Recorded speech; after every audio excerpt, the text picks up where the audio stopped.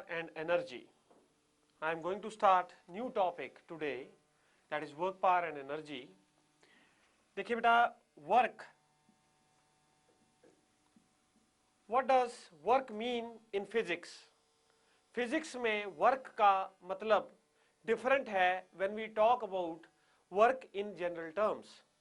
बेटे आप ये कहते हो कि जी आज मैं बहुत थक गया, घर जाते हैं, मैंने बहुत पढ़ाई करी, आज मैं बहुत थक गया, अभी मैं थोड़ी देर रेस्ट करूंगा, फिर दोबारा मैं पढ़ूंगा। तो क्या आप रियली में फिजिक्स की सेंस में आपने कोई वर्क किया है? इन टर्म्स ऑफ फिजिक्स आपने कोई काम नहीं किया।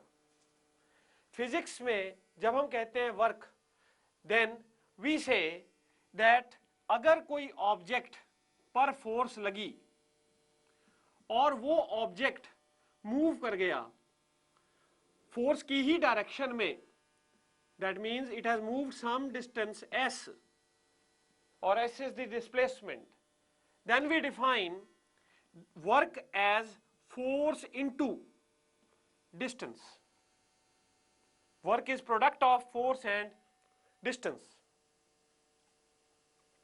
अब बेटे ये हमने डिफाइन किया है फिजिक्स में एज वर्क कि अगर किसी ऑब्जेक्ट के ऊपर कोई फोर्स लगेगी और वो ऑब्जेक्ट यदि डिस्प्लेस हो जाता है उस फोर्स के कारण, तभी वर्क पॉसिबल है। अब देखिए हम इसका और थ्योरेटिकल मीनिंग और कंसेप्चुअल मीनिंग वर्क का समझेंगे। अब ये फोर्स डिस्प्लेसमेंट की ही डायरेक्शन में लगी, जिस डायरेक्शन में डिस्प्लेसमेंट हुई उसी डायरेक्शन में हमने फोर्स लगाई। लेकिन ऐसा भी हो सकता था कि फोर्स किसी और डायरेक्शन में होती और डिस्प्लेसमेंट किसी और डायरेक्शन में होती, यानी फोर्स और डिस्प्लेसमेंट के बीच में कोई ना कोई एंगल होता। अब देखिए वो सिचुएशन मैं आपके साथ कंसीडर करूंगा। ये रही कोई सरफेस और इस पे ये रही बॉडी, इसका मास m, और देखिए फोर्स आपने लगाई ऐसे, बॉडी का डिस्प्लेसमेंट हुआ इस डायरेक्शन में, और ये angle between force and displacement is theta. आप देखिए हमने कहा है कि वर्क क्या है? Product of force and displacement where you consider the force in the direction of displacement. Force किसकी डायरेक्शन में लेनी है? डिस्प्लेसमेंट की डायरेक्शन में ही लेनी है। तो अगर आप इस फोर्स को रिजॉल्व करें टू म्यूचुअली परपेंडिकुलर कंपोनेंट्स में, तो आप देखिए इस डायरेक्शन में, हॉरिजॉन्टल डायरेक्शन में फोर्स का कंपोनेंट आ गया F cos थीटा, और वर्टिकल डायरेक्शन में फोर्स का कंपोनेंट आ गया F sin थीटा। तो F cos थीटा जो कंपोनेंट है फोर्स का, वो डिस्प्लेसमेंट की ही डायरेक्शन में है, क्योंकि ऑब्जेक्ट इसी डायरेक्शन में चल रहा है और F cos थीटा इसको इस तरफ लेकर जा रहा है। तो आप देखिए तब हम कहेंगे work is equal to F cos theta into S, that is equal to F S cos of theta, that is equal to F vector dot S vector, that is equal to F vector dot S vector. So work is defined as scalar or dot product of force vector and displacement vector. Work की basic definition ही यही है physics में, it is defined as the dot product of force and displacement. अब बेटे unit की बात कर लेते हैं पहले। तो क्योंकि वर्क हमने कैसा डिफाइन किया है, ये एक स्केलर प्रोडक्ट है, तो work is a scalar quantity. Work is a scalar quantity. अब आप देखिए वर्क की यूनिट क्या हो जाएगी? फोर्स होती है न्यूटन में और डिस्प्लेसमेंट है मीटर में। तो न्यूटन मीटर, इसको हम we say it as joule. तो SI unit of work is newton metre और जूल। अब देखिए बेटे ये तो हमने बेसिकली डिफाइन कर दिया वर्क को, we have just simply defined work. Now I take a practical example जिसमें मैं एक्सप्लेन करूंगा कि किस किस सिचुएशन में किस किस तरह का वर्क हो रहा है। अब आप देखिए आप AIEEE की तैयारी कर रहे हैं, you are preparing for AIEEE, और आप जो है कहीं आपकी बहुत अच्छे इंजीनियरिंग कॉलेज में एडमिशन हो जाती है, तो बेटे आप घर की आपकी छुट्टियां हुई हैं कॉलेज से और आप वापस आ रहे हैं, तो आप रेलवे स्टेशन पे प्लेटफॉर्म पे उतरे और वहां पे आपने कुली कर लिया। अब उस कुली को कहा कि भैया मुझे जो है, मैं 10वें प्लेटफॉर्म पे हूं, मुझे पहले प्लेटफॉर्म पे छोड़ के आओ और ये मेरा सामान है। तो उसने कहा भी कोई बात नहीं, आपका सारा सामान रख दीजिए और मेरे सिर पे मैं रख लेता हूं और मैं आपको छोड़ाऊंगा, लेकिन रुपया लगेगा 200। बोला भी ठीक है 200 रुपया दे देंगे, कोई ऐसी बात नहीं है। तो उसने कुली ने, ये बेटा ये कुली, इसने सिर पे सारा सामान लाद लिया और चल दिया, सीधा चल दिया। तो आगे सीढ़ियां थी, कुली कहता नहीं जी आप सीढ़ियों से चढ़ जाओ, मैं तो आऊंगा सीधा ही, क्योंकि मेरे को तो आदत है, रोज की हैबिट है मेरी, तो मैं रेलवे लाइनें क्रॉस कर लेता हूं, वो मेरे लिए ज्यादा आसान है। तो ठीक है, वो 10वें प्लेटफॉर्म से पहले प्लेटफॉर्म तक पहुंच गया और वहां जाके बेचारे ने आपका सामान आपके ऑटो में चढ़ा दिया और कहता बाबू जी मेरे 200 रुपए। जब बात आई 200 रुपए की तो आप मुकर गए, बोले तूने कोई काम तो किया ही नहीं। वो कहे जी मेरे तो पसीने आ गए, मेरा बुरा हाल हो गया, आप मेरे से फिर भी अब आप कह रहे हैं 200 रुपए नहीं देंगे। बोला जी फिजिक्स के हिसाब से तूने कोई काम नहीं किया। कैसे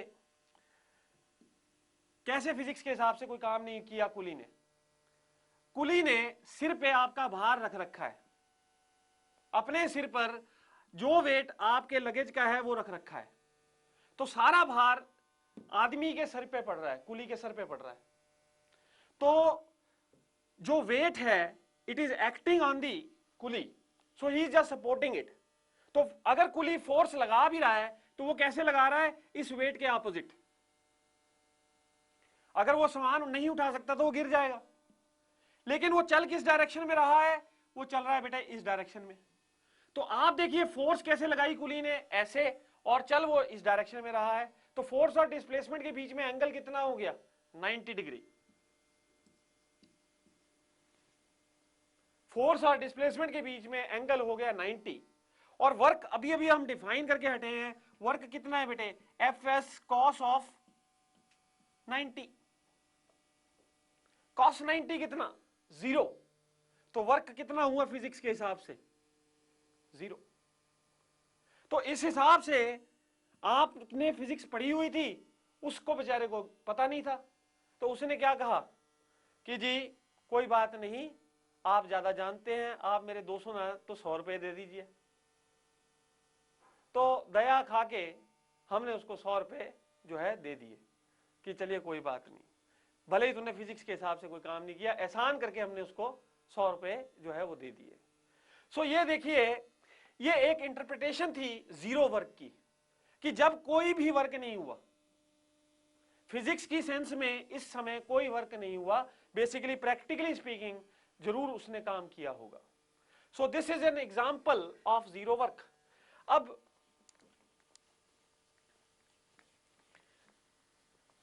देखिए, work can be positive, work can be negative, work can be zero. अगर फोर्स और डिस्प्लेसमेंट कभी भी आपस में 90 डिग्री पर हो तो work is said to be zero. अगर हम कहें positive work, let's say we talk about positive work,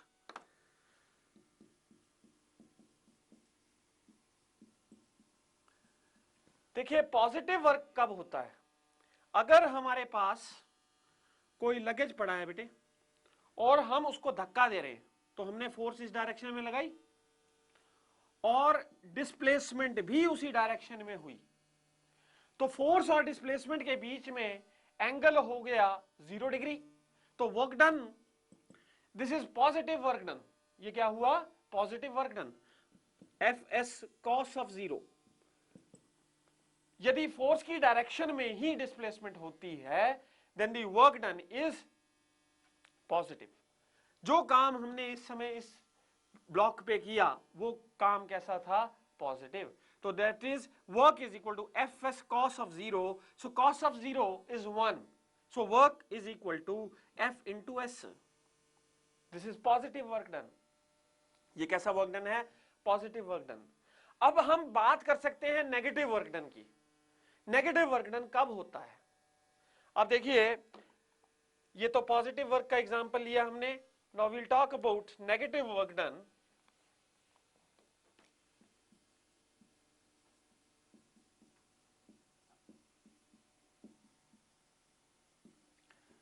एक रफ सरफेस ले लीजिए, उस रफ सरफेस पे एक ब्लॉक पड़ा है मास m का, और इस ब्लॉक को आप फोर्स ऐसे लगा रहे हैं।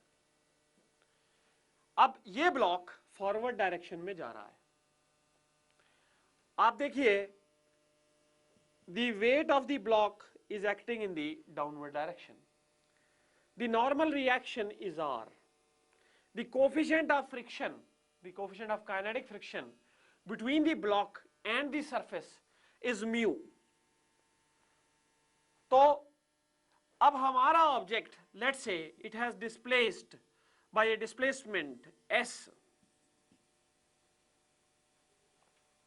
S displacement undergo हुई। तो आप देखिए, इस पर्टिकुलर सिचुएशन में यदि हम फ्रिक्शन फोर्स के कारण ये देखना चाहें कि कितना वर्क डन हुआ है, तो अगर आप इसको ब्लॉक को स्लाइड कर रहे हैं फॉरवर्ड डायरेक्शन में, तो फ्रिक्शनल फोर्स कैसे पैदा हो रही है? ऐसे। और ये फ्रिक्शनल फोर्स किसके बराबर है? Mu into r. Mu into r और mu m g, r is equal to M g. So ये फ्रिक्शनल फोर्स इस डायरेक्शन में है, लेकिन डिस्प्लेसमेंट किस डायरेक्शन में है? Displacement is directly opposite to the frictional force. तो आप देखिए, इस डायरेक्शन डिस्प्लेसमेंट और जो फ्रिक्शनल फोर्स है, उन दोनों के बीच में कितना एंगल बन रहा है? 180 डिग्री। तो अगर अब आप वर्क डन निकालना चाहें ड्यू टू फ्रिक्शन, सो देखिए बेटा, work done due to friction कितना हो जाएगा? Work done by friction is equal to, work done by friction is equal to F force due to friction dot S vector. This is equal to force due to friction into S into cos of 180. तो cos 180 is -1। तो आप देखिए ये कितना हो गया? Mu times mgs, और साथ में लग जाएगा नेगेटिव साइन। तो work done by friction in this particular case is negative. There can be different examples where the work can be negative. और कौन सा एग्जाम्पल? एक और एग्जाम्पल देता हूं मैं आपको।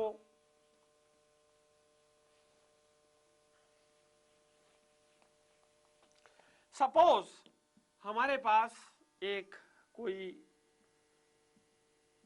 स्मॉल टेबल है जिसका हाइट h है अबव द ग्राउंड, और आप यहां से एक ब्लॉक जिसका मास m है उसको उठाकर यहां पर रखने जा रहे हैं, उसको उठाकर यहां पे रखने जा रहे हैं। तो आप ये जानते हैं कि आपको कम से कम, मिनिमम से मिनिमम उसके वेट जितनी फोर्स तो लगानी पड़ेगी, क्योंकि इसका वेट कैसे एक्ट कर रहा है बेटे? डाउनवर्ड डायरेक्शन में mg। तो कम से कम आपको mg जितना फोर्स तो लगाना ही पड़ेगा इसको उठाने के लिए। तो आप इसको ऊपर लेकर जा रहे हैं। अगर अब कोई आपसे ये पूछे कि what is the work done by gravity, work done by gravity, तो बेटा देखो, work done by gravity will be equal to force due to gravity vector dot displacement vector. यहां पे डिस्प्लेसमेंट कितनी है?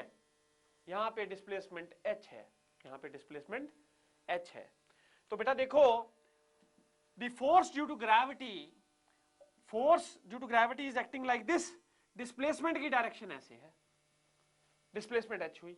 इसका मतलब फोर्स और डिस्प्लेसमेंट के बीच में एंगल कितना हो गया? 180 डिग्री। सो फोर्स और डिस्प्लेसमेंट के बीच में एंगल इज 180। तो आप देखिए बेटा, minus mg h, this is the work done due to gravity. Force is mg, displacement is h, और theta is 180, तो cos 180 is 0. Cos 180 is -1. So work done due to gravity is negative. So ये example हमने लिया negative work done का. We have taken the example of negative work done. अभी तक जितने भी एग्जाम्पल मैंने डिस्कस किए, जीरो वर्क था, चाहे पॉजिटिव वर्क था, चाहे नेगेटिव वर्क था, तीनों जो एग्जाम्पल्स मैंने आपके साथ डिस्कस किए हैं, उन तीनों एग्जाम्पल में एक चीज कॉमन थी. वो कॉमन चीज ये थी कि फोर्स वाज कांस्टेंट. जो फोर्स थी वो फिक्स्ड थी, वो कांस्टेंट थी. अब ऐसा भी हो सकता है कि फोर्स वेरिएबल हो.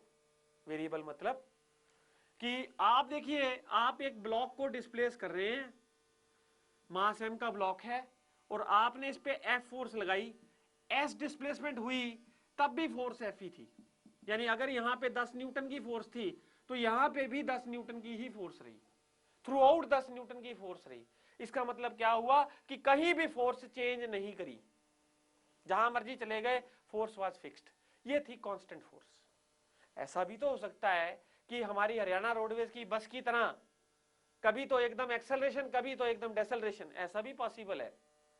यानी उसमें क्या होता है, जो ड्राइवर है वो कभी एक्सेलरेट कर रहा है, कभी डेसेलरेट कर रहा है, तो what he changing, continuously he changing the force, because acceleration is changing, so continuously the force is changing. तो अगर ये हरियाणा रोडवेज की बस की तरह ही इस पे हम फोर्स लगा रहे होते, कभी फोर्स बढ़ा दी, कभी फोर्स घटा दी, तो वो क्या हो गई, varying force. That is a varying force. So work done, we will now study work done by a varying force. देखिए बेटा, अगर हमने इसको डिटेल में समझना है work done by varying force को, तो सबसे पहले हम लोग एक ग्राफ बनाएंगे, दो ग्राफ. तो इसमें सबसे पहले मैं एक एक्सिस लगाऊंगा, ये एक्स एक्सिस हो गया, ये वाई एक्सिस हो गया. फोर्स को प्लेस करता हूं वाई एक्सिस पर और डिस्प्लेसमेंट को प्लेस करता हूं एक्स एक्सिस पर. अब अगर मेरा ग्राफ है ऐसा, व्हाट डज दिस इंडिकेट, ये क्या इंडिकेट करता है, ये इंडिकेट करता है डिस्प्लेसमेंट चाहे जो मर्जी थी, फोर्स वाज कांस्टेंट. आप देखिए, अगर आप यहाँ पे मार्क कर देते हैं कि ये एफ फोर्स है, तो आप x1 डिस्प्लेसमेंट पे देखिए तो भी फोर्स एफ थी, यही थी, और x2 डिस्प्लेसमेंट पे देखिए तो भी फोर्स इतनी थी. तो यदि मुझे वर्क डन निकालना हो तो यदि मुझे वर्क डन निकालना हो from displacement x1 to x2, तो वर्क डन क्या हो जाएगा बेटे, that will be this area. Area का नाम ले देता हूं A B C D. So work done will be equal to force into displacement x2 minus x1. ये तो कांस्टेंट फोर्स थी. अब force can be uniformly varying और it can be non uniformly varying. Force दोनों तरह से हो सकती है, या तो यूनिफॉर्मली वेरी करे या नॉन यूनिफॉर्मली वेरी करे. अब आप देखिए, ये तो कांस्टेंट फोर्स के कारण वर्क डन आपने देखा, इसमें कुछ नहीं था, area was easy to calculate. अब अगर मैं थोड़ी सी सिचुएशन चेंज कर दूं, इसी ग्राफ की सिचुएशन हल्की सी चेंज करूंगा,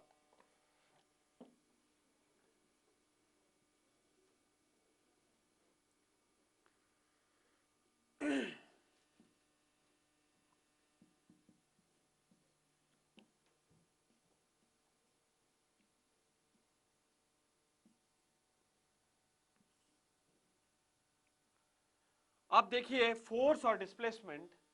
now force is linearly changing with respect to displacement.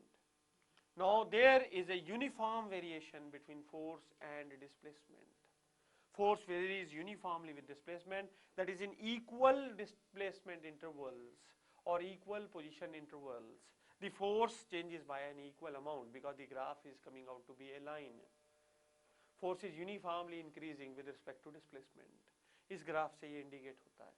अब अगर मैं यहां से लेकर x1 से लेकर बेटे x2 डिस्प्लेसमेंट तक ये देखना चाहता हूं कि कितना वर्क डन हुआ, that means I am interested in calculating this particular area. मैं ये एरिया कैलकुलेट करना चाहता हूं.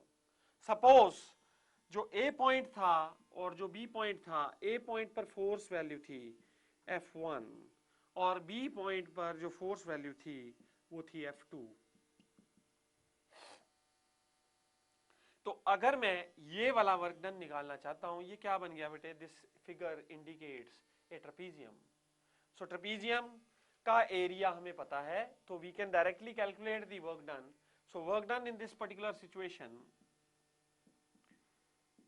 is equal to area under the force displacement curve, that is equal to half into sum of parallel sides, that is F1 plus F2 into displacement, displacement is x2 minus x1। तो इस particular situation में work done इसके बराबर हो गया। अब ये था अगर फोर्स वाज यूनिफॉर्मली वेरिंग। अब ऐसा भी हो सकता है कि फोर्स नॉन यूनिफॉर्मली वेरी करे।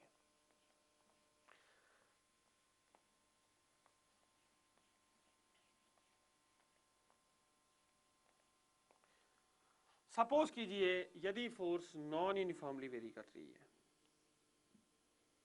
ये बेटे फोर्स और ये रही डिस्प्लेसमेंट। सपोज कीजिए ग्राफ ऐसा है, this shows that force is non uniformly varying with respect to displacement. Force और डिस्प्लेसमेंट नॉन यूनिफॉर्मली वेरी कर रही हैं। अब आपने सपोज कीजिए वर्क डन निकालना है from when the displacement was x1 to the displacement from the starting position was x2। तो आपने ये वर्क डन निकालना है। तो we say that force is some function of displacement, force is some function of displacement। so बेटा देखो अगर आपने इस सिचुएशन में वर्क डन निकालना हो, तो इस पर्टिकुलर सिचुएशन में हम लोगों को we take the help of integration. क्यों? क्योंकि ये जो एरिया है इसको कैलकुलेट करने के लिए डायरेक्ट कोई फार्मूला नहीं है, क्योंकि ना तो ये रेक्टेंगल है, ना ही ये ट्रेपीजियम है, ना ही ये कोई और मिलता जुलता फिगर है। तो इसके कैलकुलेट करने के लिए we need to use integration. Integration कैसे इस्तेमाल करते हैं बेटे, हम इसमें एक बहुत स्मॉल इंटरवल काट लेते हैं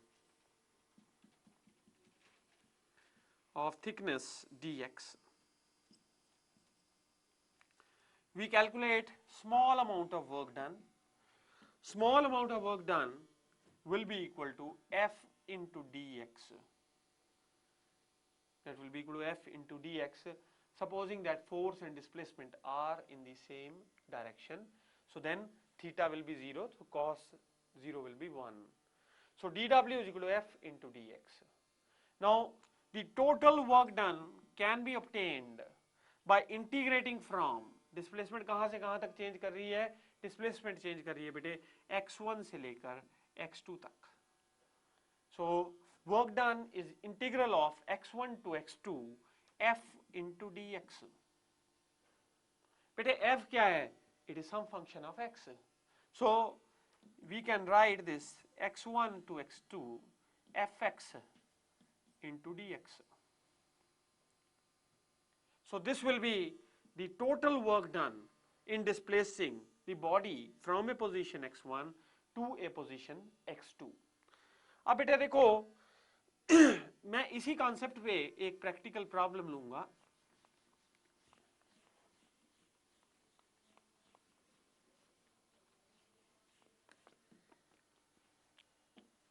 I take a practical problem upon this. If the force F acting on a body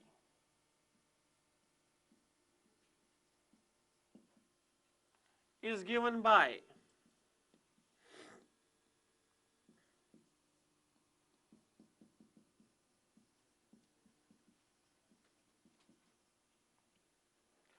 three x square plus 2x plus 2, these many newtons,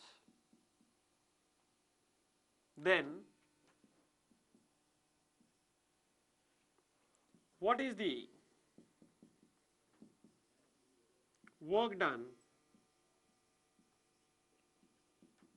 in displacing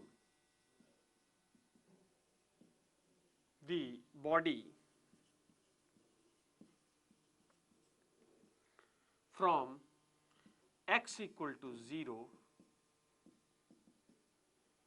to x equal to 2 meter. If the force F acting on a body is given by F is equal to 3x square plus 2x plus 2 Newton, then what is the work done in displacing the body from x equal to 0 to x equal to 2 meter? So बेटा देखो, अगर आपने work done निकालना है तो that will B integral of x is equal to 0 to x equal to 2 meter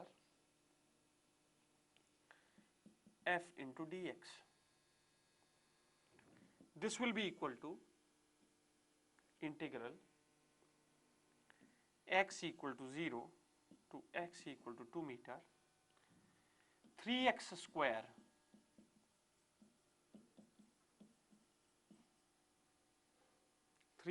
plus 2x plus 2 into dx. So this will be equal to, पहले का integral क्या हो जाएगा बेटे, 3 into x cube by 3, तो ये बन जाएगा x cube प्लस इसका इंटीग्रल कितना हो जाएगा बेटे, 2 into x स्क्वायर बाय 2, तो इसका इंटीग्रल रह गया x स्क्वायर प्लस 2 dx का इंटीग्रल कितना हो जाएगा 2x from 0 to 2. So this will be equal to upper limit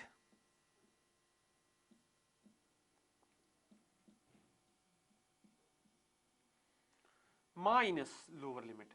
तो लोअर लिमिट में सब में x आ रहा है और 0 है, तो lower limit will turn out to be 0. So this will be equal to 8 plus 4 plus 4, that is 16 joule. So इस particular situation में work done is 16 joules. So work done is 16 joule.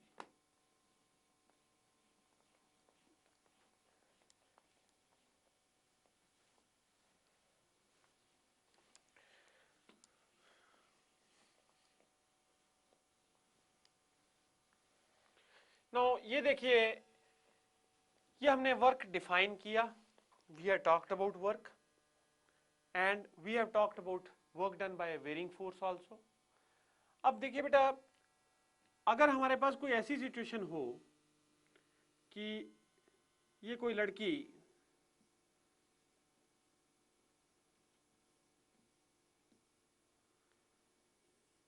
ये बेटे एक धागे के जरिए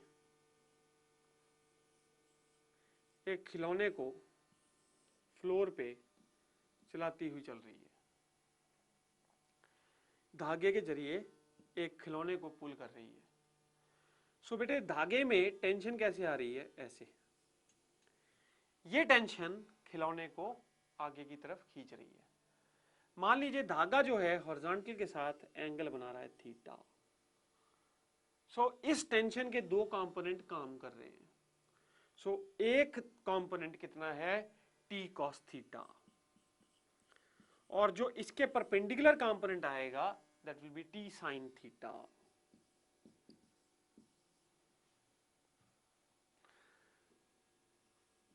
और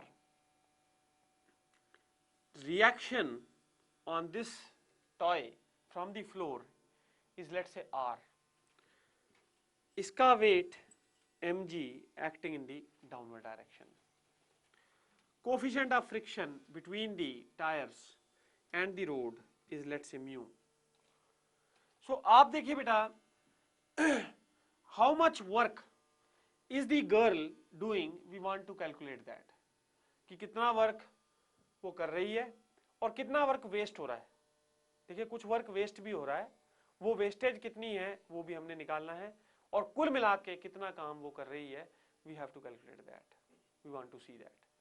सो देखिए बेटा, इसको देखने के लिए मान लीजिए जब वो एस डिस्प्लेसमेंट चली तो we want to calculate what is the work done. Now total work done is very simple to calculate. Total work done will be equal to force into displacement. तो फोर्स कितनी है बेटे, T cos theta into displacement is S. So this is equal to T S cos of theta, where t is tension force and s is displacement, and cosine of theta. Theta is the angle made by the thread by the tension force with the horizontal. Now आप देखिए, we want to calculate what is the friction force. What is the force of friction acting on the toy?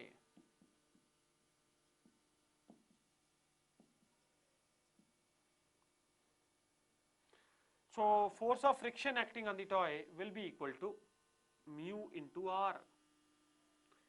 अब देखिए बेटा, vertical forces balanced हैं, तो r plus T sine theta is equal to M G. तो r is equal to what, M G minus T sine theta. So this will be mu times r can be written as M G minus T into sine of theta. So this is the force of friction. अब बेटे, what is the work done in overcoming friction?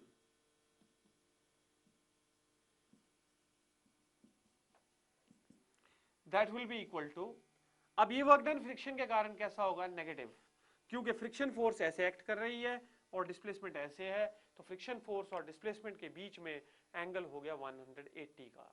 सो आप देखिए, work done in overcoming friction will be equal to minus mu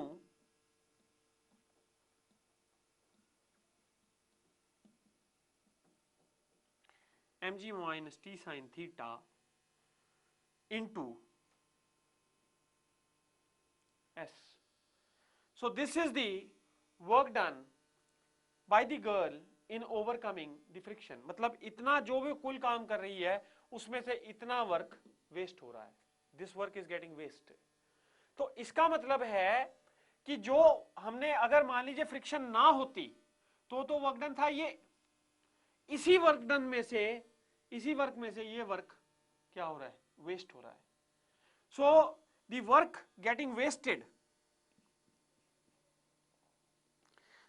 तो देखिए ये work कितना waste हो रहा है, ये हमारा वेस्टेज है, और ये हमारा क्या है, जो कुल मिला के वो काम कर रही है, जो कुल मिला के वो काम कर रही है। सो यूजफुल वर्क डन कितना हुआ, यूजफुल वर्क डन कौन सा है, useful work is the work done which actually pulls this cart. So that is equal to, useful work done is equal to Ts cos of theta minus mu mg minus t sin theta into s. So this is the useful work done by the girl on the toy. So ये क्या था, ये एक situation थी when the object was getting pulled, तो pulled के दौरान ये पर्टिकुलर वर्क डन था। नाउ इस पर्टिकुलर सिचुएशन में अगर आप फ्रिक्शन कोफिशिएंट ज्यादा हो, इसका मतलब रफनेस यदि ज्यादा है, if the roughness is more, if the roughness is more, then what will happen, the work that will get wasted will be more. So अच्छा, अगर वेस्टेज हमने रोकनी है तो we need a smoother surface. So इसलिए इस case में work done जो है इन द फ्रिक्शन, अगर रफ सरफेस है तो work done in overcoming the friction wastage will be more. So therefore we conclude this particular topic here.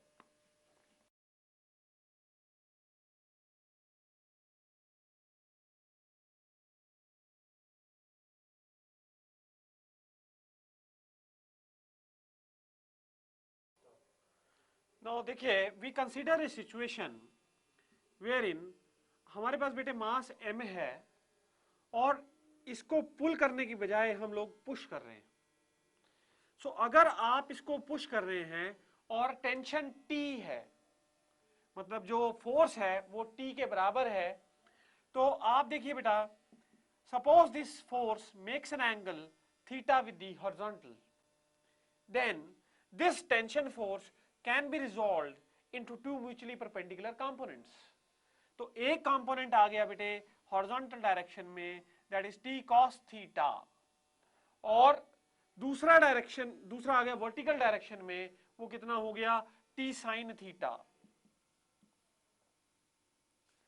Now reaction is suppose R, the weight is mg. Let us say that the block has been displaced by a displacement S. The coefficient of friction between the floor and the block is mu. इस situation में आप देखिए R बढ़ चुका है, R is more, the normal reaction has increased. So normal reaction R in this particular situation is mg plus t sin theta. अब आप देखिए what is the work done, total work done is equal to what, that is equal to t cos theta into S, so that is equal to ts into cos theta. Now what is the work getting wasted in friction? Out of this some work is getting wasted in friction, so work wasted in friction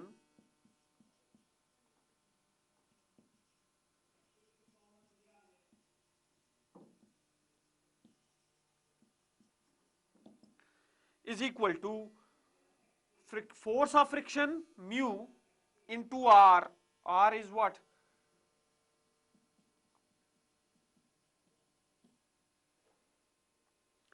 Into S. This work done is negative work done. जो हमने पीछे situation की और जो इस situation में ये work done आ रहा है ड्यू टू फ्रिक्शन, ये work done due to friction is greater because the reaction is more. Reaction ज्यादा है तो ये वर्क डन भी ज्यादा है. तो इसका मतलब क्या है, अगर आप एक ऑब्जेक्ट को पुश कर रहे हैं तो ज्यादा वर्क वेस्ट होता है in overcoming the friction, whereas pulling, during pulling there is less wastage of work because the reaction is less. तो ये बेटे एक इंपॉर्टेंट रूल आ गया हमारे पास में कि it is easier to pull than to push because the work getting wasted in friction is less. Now हमने ये डिस्कस किया. Now there are basically when you talk about forces और मैकेनिकल फोर्सेस की बात करते हैं, so there are two types of mechanical forces. One is a conservative force, and another is non-conservative force.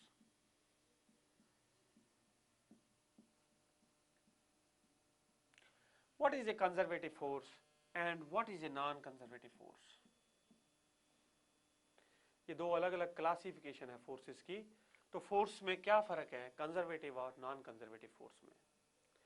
देखिए conservative force को जब हम define करते हैं तो वी से ऐसी फोर्स जिसके कारण जो वर्क डन है it only depends upon initial and final position, that force is called conservative.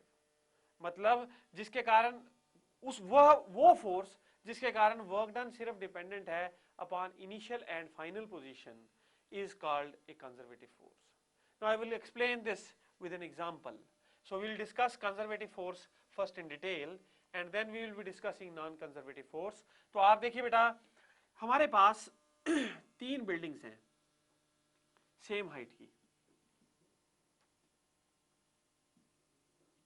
I am having three buildings of the same height. एक बिल्डिंग पे ग्राउंड से चढ़ने के लिए मैं सीढ़ियां लगा देता हूं. दूसरी बिल्डिंग पे चढ़ने के लिए मैं एक ऐसा इंक्लाइन प्लेन बना देता हूं, चढ़ाई बना देता हूं. इससे भी चढ़ सकते हैं आप. ये एंगल थीटा है. लेट्स से length of this is L. तीसरी सिचुएशन में मैं एक में भी एलिवेटर लगा देता हूँ, लिफ्ट लगा देता हूँ, जो यहाँ से लिफ्ट लगा देता हूँ, यहाँ से चढ़ेगी और यहाँ तक अपना जो आदमी लोग हैं उनको छोड़ाएगी। तो ये h हाइट ट्रेवल करने के लिए, बिल्डिंग सेम हाइट की थी, तो मैंने तीन तरह अलग अलग तरह के पाथ्स यूज किए। पहले में सीढ़ी, दूसरे में एक इंक्लाइन प्लेन और तीसरे में एक एलिवेटर। अब इन तीनों में मैं आपसे डिस्कस करूंगा what is the work done.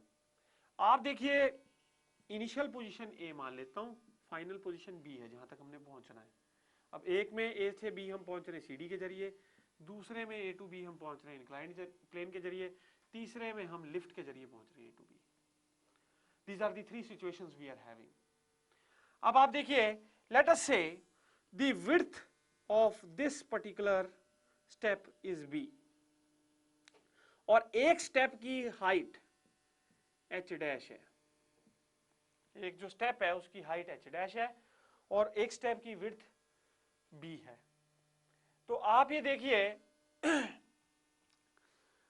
आदमी ने यहां से यहां तक पहुंचना है, तो ऑब्जेक्ट जो है लेट अस से उसका मास है m, तो जितना उसका वेट है कम से कम उतनी फोर्स अपवर्ड डायरेक्शन में उसको लगानी पड़ेगी एक स्टेप चढ़ने के लिए। तो आप देखिए let's say there are n steps, तो n into H dash is equal to h। n एक स्टेप की हाइट h डैश है, n स्टेप्स की height n into H dash हो गई, और ये किसके बराबर होगी? टोटल हाइट के बराबर, जो हाइट चढ़नी है आपने उस सीढ़ियों के जरिए। तो अब आप देखिए आदमी पहला स्टेप चढ़ेगा, तो एक स्टेप चढ़ने के लिए वो वर्क डन कितना कर रहा है? W dash is the work done in travelling one step. एक स्टेप चढ़ने के लिए आदमी वर्क डन करता है mgh डैश। वर्क क्या है? Scalar quantity. तो work for each step can be added. एक स्टेप चढ़ा इतना वर्क हो गया, अगला स्टेप चढ़ा फिर इतना वर्क हो गया, उसके बाद अगला स्टेप चढ़ा फिर इतना वर्क हो गया। तो ये क्या है? अगर टोटल वर्क निकालना हो I can add the work, because work is a scalar quantity, addition हो जाएगी डायरेक्टली। तो आप देखिए अगर मैं टोटल वर्क डन W निकालना चाहता हूं that will be equal to, एक स्टेप के लिए वर्क डन इतना, n स्टेप्स के लिए क्या हो जाएगा? n into mgh dash. So that will be equal to mg nh dash. nh dash किसके बराबर है? Here h. So work done by the man in reaching this height b is mgh। a से b तक या object लेके आए या आप आदमी चढ़ा तो उसने इतना वर्क किया इस पर्टिकुलर सिचुएशन में। अब हम बात करते हैं इस वाली सिचुएशन की। इस वाली सिचुएशन में, सेकंड सिचुएशन में, और देखिए यहाँ a से b तक हमने सीढ़ियां लगाई थी, यहाँ पे हमने एक इंक्लाइंड प्लेन लगाया है, इसमें अब हम वर्क डन की बात करेंगे। तो ये रहा आपका ऑब्जेक्ट जिसका मास है m। अब इसके ऊपर इस डायरेक्शन में कितनी फोर्स लगाई जाए so that it can reach this point B। तो आप देखिए बेटा वेट कितना है? mg acting in the vertical direction, ये एंगल कितना हो गया? थीटा। इस वेट के दो कंपोनेंट्स हो गए, एक हो गया mg cos ऑफ थीटा और दूसरा हो गया बेटे कितना? mg sin theta. तो mg sin थीटा की फोर्स हमें लगानी पड़ेगी ऐसे, और कितना डिस्टेंस ट्रेवल करना है? L distance.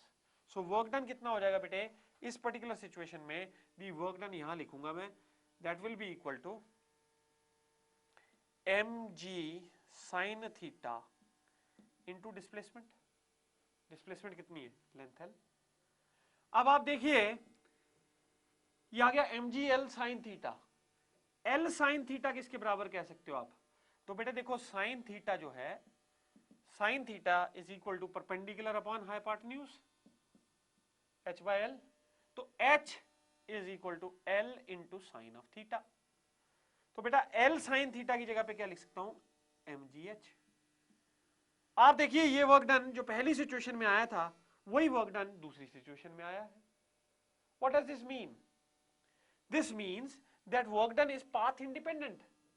चाहे आप इस रास्ते से जाइए चाहे आप इस रास्ते जाइए, वर्क डन सेम। अब ये तीसरा रास्ता भी देख लेते हैं।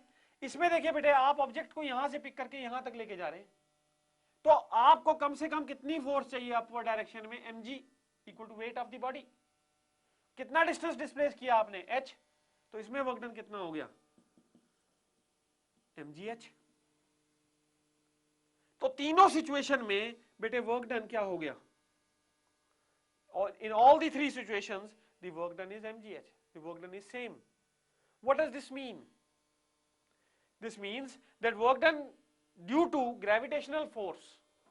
देखिए mg क्या है, ग्रेविटेशनल फोर्स है, तो work done by gravitational force is independent of the path. जो मर्जी रास्ता लीजिए, it only depends upon initial and final position. Initial और फाइनल पोजीशन, इनिशियल पोजीशन क्या थी A, फाइनल पोजीशन B थी, तो वर्क डन जो है इंडिपेंडेंट है of the path. So work done only depends upon initial and final position. तो ऐसी फोर्सेस जिनके कारण work done is independent of the path followed, it only depends upon initial and final position, are called conservative forces. Gravitational forces are conservative, elastic forces are conservative, electric forces are conservative, but frictional forces, viscous forces are not conservative in nature. अब ये तो हमने conservative force discuss की, अब हम बात करेंगे non conservative force की। We will discuss now non conservative force.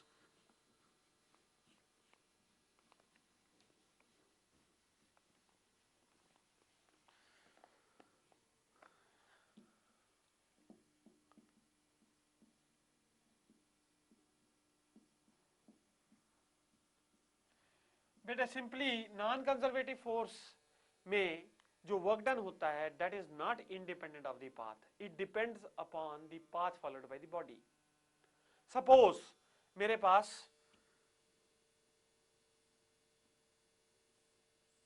यही सेम प्रॉब्लम है, h हाइट है, रास्ता ये है और A टू B। अब सेम हाइट h है, सेम हाइट h है और इंक्लाइंड प्लेन सिमिलर है और बॉडी को फिर A से B लेके जाना है। अब यहां पे जो फ्रिक्शन कोफिशिएंट है बिटवीन द ऑब्जेक्ट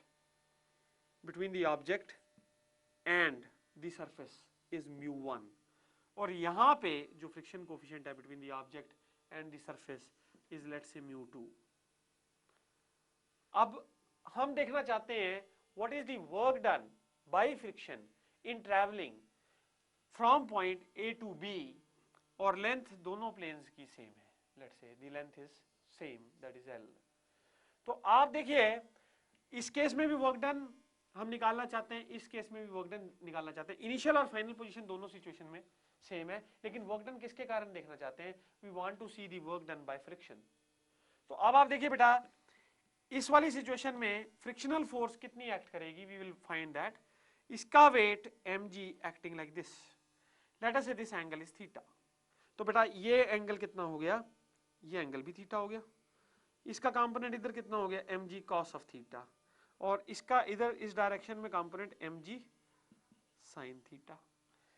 इधर बेटे वेट mg लाइक दिस, ये प्लेन का एंगल भी सेम है,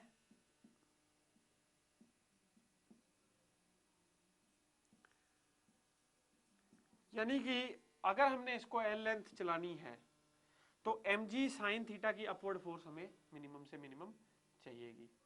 और फ्रिक्शनल फोर्स कितनी एक्ट करेगी ये भी देख लेते हैं। नॉर्मल रिएक्शन दोनों ही सिचुएशन में सेम है। इस सिचुएशन में फ्रिक्शन फोर्स, वन सिचुएशन में friction force that is equal to μ1 mg cos theta, और friction force in the second situation FR2 कह देता हूं, that is equal to μ2 mg into cos theta. अब फ्रिक्शन फोर्स दोनों ही situation में different है, तो आपने दोनों सिचुएशन में सेम इनिशियल से सेम फाइनल पोजीशन पहुंचना है, लेकिन पाथ्स डिफरेंट हैं, अलग अलग रास्ते हैं। क्योंकि अलग अलग रास्ते क्यों कह रहे हैं हम, क्योंकि दोनों का फ्रिक्शन कोफिशिएंट अलग अलग है, एक की रफनेस कुछ और है, दूसरे की रफनेस कुछ और है। इनिशियल और फाइनल पोजीशन भले ही ऑब्जेक्ट ने जो इनिशियल पोजीशन से शुरू करना और जिस फाइनल पोजीशन तक पहुंचना है वो पोजीशंस भले ही सेम है। तो आप इस पर्टिकुलर सिचुएशन में फ्रिक्शन के कारण यदि वर्क डन देखें तो work done due to friction, work done in overcoming friction और work done in overcoming friction in this particular situation यदि आप देखें that is minus μ1 mg cos theta into length of plane. और इस particular situation में second situation में यदि आप वर्क डन देखें, इसको वर्क डन 1 बोलते हैं, इसको वर्क डन 2 बोलते हैं, this will be equal to μ2 minus μ2 mg cos theta into L। अब आप ये दोनों सिचुएशंस देखिए, in both the situation the work done is different because the work done is now path dependent. भले ही initial position और final position same है लेकिन पाथ डिपेंडेंट वर्क डन है। जो लास्ट सिचुएशन हमने देखी थी उसमें work done was path independent. So frictional forces के कारण फ्रिक्शनल फोर्सेस कैसी हुई, नॉन कंजर्वेटिव। जो फोर्सेस जिनके कारण work done depends upon the path followed by the particle are called non conservative forces. Viscous forces, frictional forces, these are all non conservative in nature। ये सब कैसी हैं, non conservative forces होती हैं। तो अभी हमने डिटेल में डिस्कस किया कंजर्वेटिव और नॉन कंजर्वेटिव फोर्स का principle. We have discussed in detail the conservative and non conservative forces principle। Now we had discussed something about work, we had discussed conservative forces, we had discussed non-conservative forces। Now we will be talking about energy, we will be talking about energy।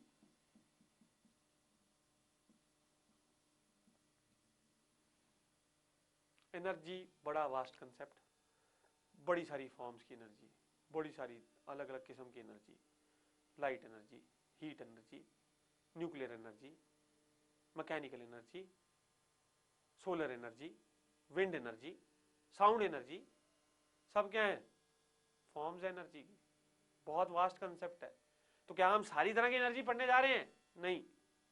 We are only concerned with mechanical energy, we are only going to discuss mechanical energy.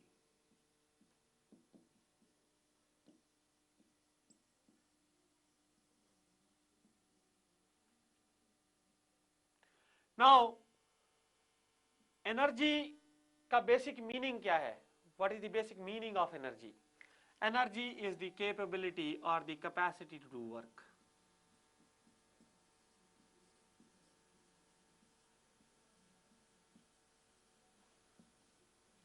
Capability or capacity to do work is called energy। Now what are the forms of mechanical energy? What are the forms of mechanical energy? Mechanical energy is of two forms, दो अलग अलग किस्मों की होती है mechanical energy। One is kinetic energy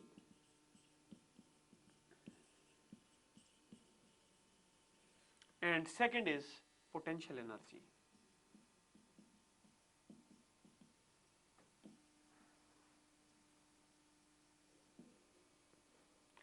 position की वजह से जो एनर्जी होती है उसे बोलते हैं पोटेंशियल एनर्जी, और मोशन की वजह से जो एनर्जी होती है that is called kinetic energy. Now we will be discussing kinetic energy in detail and then we will be discussing potential energy. First of all I am going to take up kinetic energy.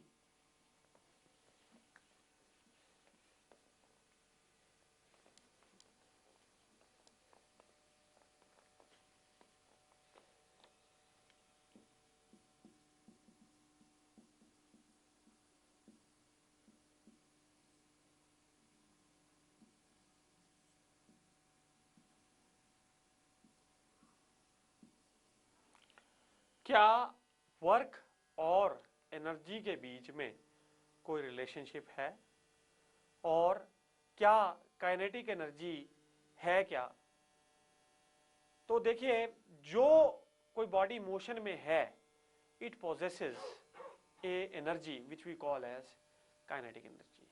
और इस kinetic energy को define किया गया है that it is equal to half m into we square. Half m into velocity का square. मान लीजिए v velocity से चल रही है तो kinetic energy is equal to half m v square. Now is this energy related to work in some manner? क्या कोई वर्क के साथ इसका कोई रिलेशनशिप है? अब वही मैं डिस्कस करने के लिए मैंने आपके सामने एक सिचुएशन रखी है।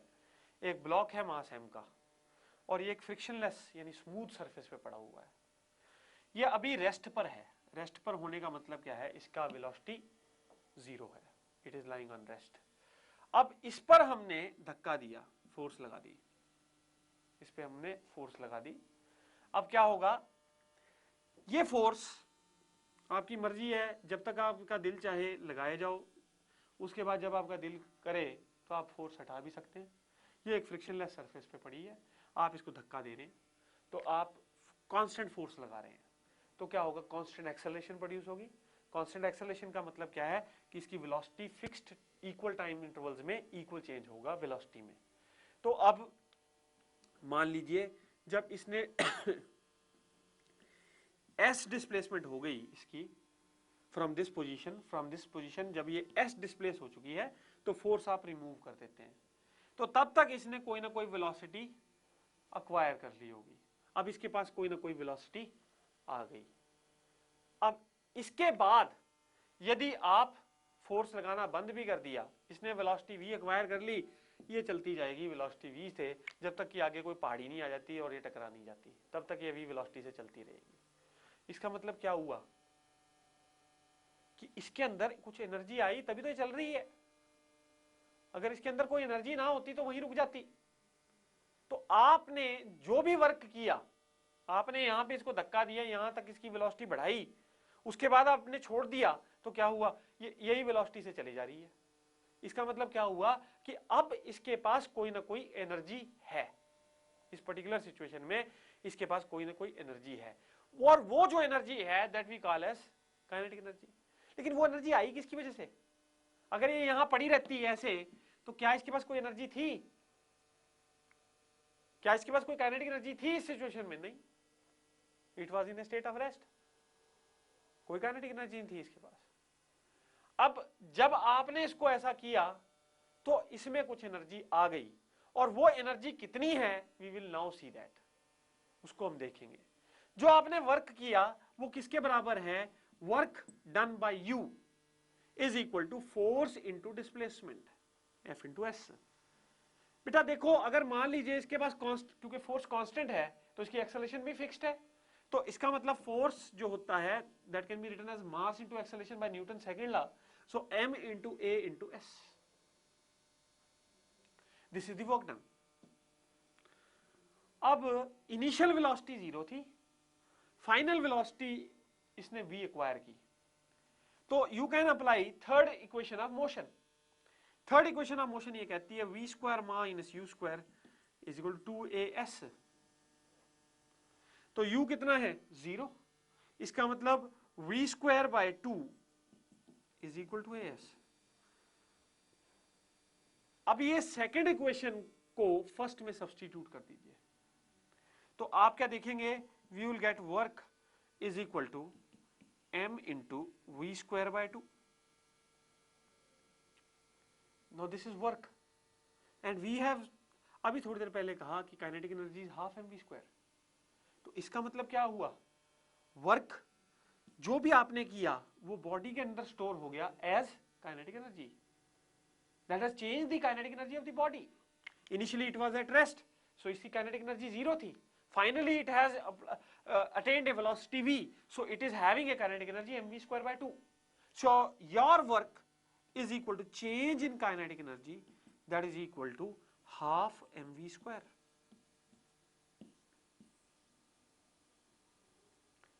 So work की यूनिट जूल होती है, तो एनर्जी की यूनिट भी क्या है? Joules. So energy unit is also joule. इस particular relationship को we call as work energy theorem. This is called as work and energy theorem. अगर आपको work energy theorem mentioned है तो it is always a relationship between work and kinetic energy. That means to say that work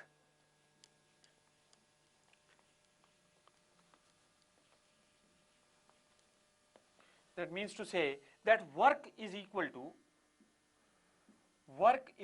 to change in kinetic energy.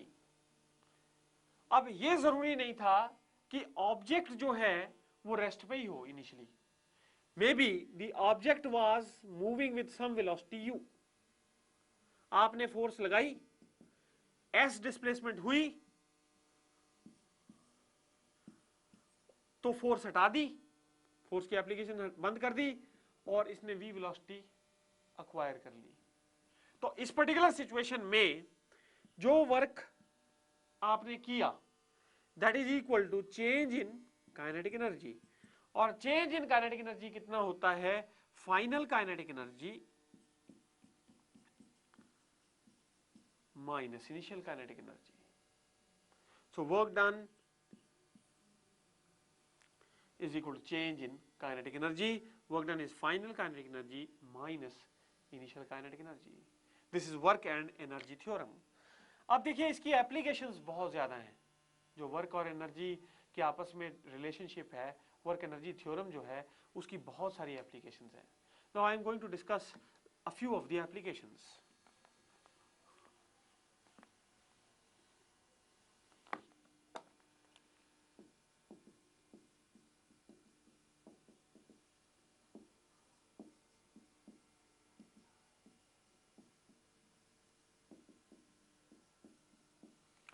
सबसे पहली application जो आपके साथ discuss करूंगा that is stopping distance.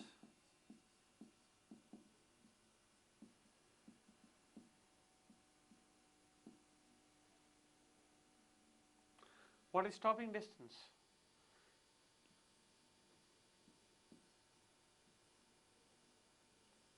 Bus is travelling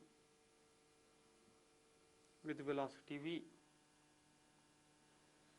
or it is traveling with velocity u. Bus is traveling with velocity u. Driver applies the brakes. Driver applies brakes. Then the bus does not come to rest immediately. एकदम से तो नहीं रुक जाती बस, कुछ distance travel करने के बाद इट स्टॉप। तो ड्राइवर ने जब ब्रेक लगाई तो बस जो है वो कहीं आगे जाकर रुक गई, एकदम से हॉल्ट पे नहीं आती। ब्रेक लगाते ही क्या होती है, ब्रेकिंग फोर्स लगती है, जो मोशन फॉरवर्ड डायरेक्शन में हो रहा था उसको अपोज करती है ये ब्रेकिंग फोर्स। तभी ब्रेकिंग फोर्स नेगेटिव फोर्स है। ये कैसी फोर्स है, नेगेटिव फोर्स है। ये वर्क डन कैसा करेगी, नेगेटिव वर्क डन करेगी, और it stops the vehicle at certain distance s. This s is called stopping distance.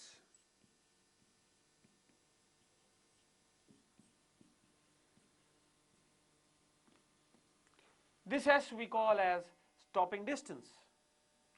अब आप देखिए, now the work done by brakes is equal to change in kinetic energy.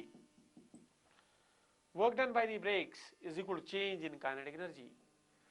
What is the work done by the brakes? Braking force ऐसे है और displacement ऐसे है, तो force और डिस्प्लेसमेंट के बीच में एंगल कितना हो गया, 180।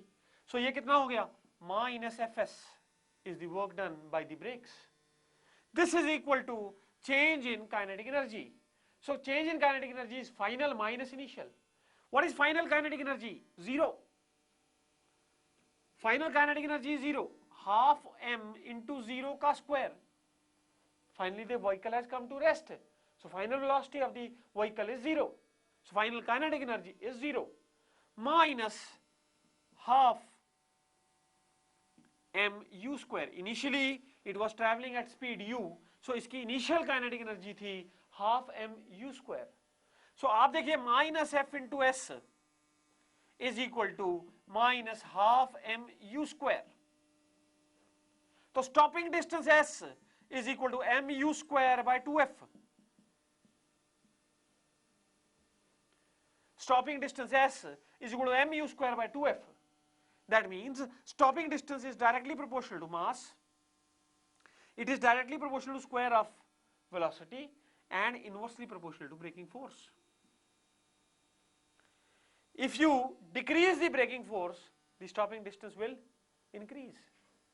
अगर ब्रेकिंग फोर्स कम हो जाए या ब्रेक्स हल्की लगाई जाए तो स्टॉपिंग डिस्टेंस नेचुरली इंक्रीज कर जाता है.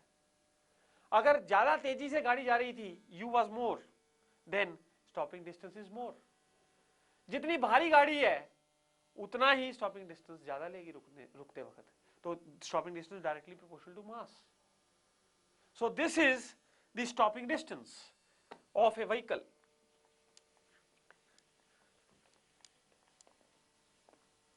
Now second important application,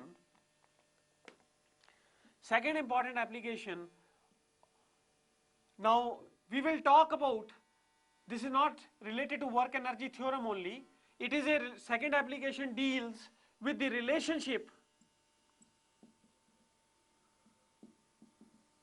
between kinetic energy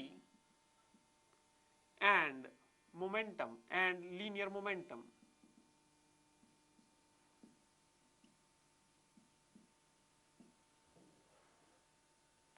Now kinetic energy, you know, that is equal to half m into v square.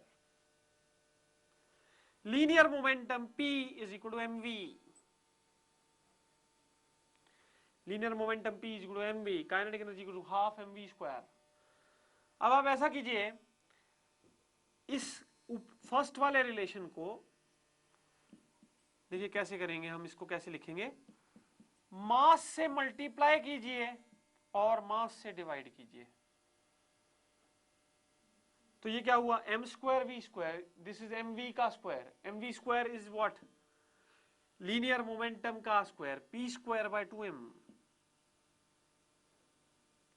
So that means kinetic energy is equal to linear momentum का square बटा twice mass. Kinetic energy is linear momentum का square बटा twice mass. अब ये जो हमारे पास relationship है, this is very much important. अब इसकी एप्लीकेशंस मैं आपको और बताऊंगा कि इस रिलेशन की क्या क्या एप्लीकेशंस हैं. Case 1,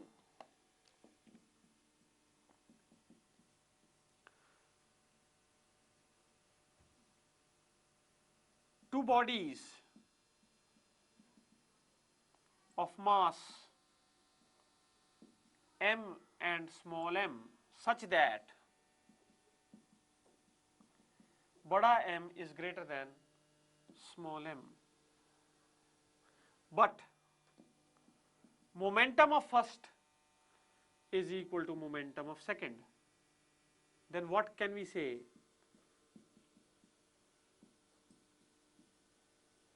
About kinetic energy. एक बॉडी भारी है, दूसरी हल्की है, लेकिन दोनों का मोमेंटम सेम दिया हुआ है, तो काइनेटिक एनर्जी के बारे में क्या कह सकते हैं? तो देखिए मोमेंटम तो सेम हो गया, इस रिलेशन को देखिए, momentum is same, so kinetic energy is inversely proportional to mass, because दोनों के लिए ये चीजें तो कांस्टेंट रहेंगी. So kinetic energy is inversely proportional to mass. जिसका मास ज्यादा उसकी काइनेटिक एनर्जी कम, जिसका मास ज्यादा उसकी kinetic energy come.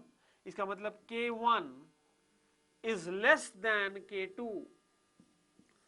Kinetic energy of body 1 is less than kinetic energy of body 2. ये इसकी फर्स्ट एप्लीकेशन. अब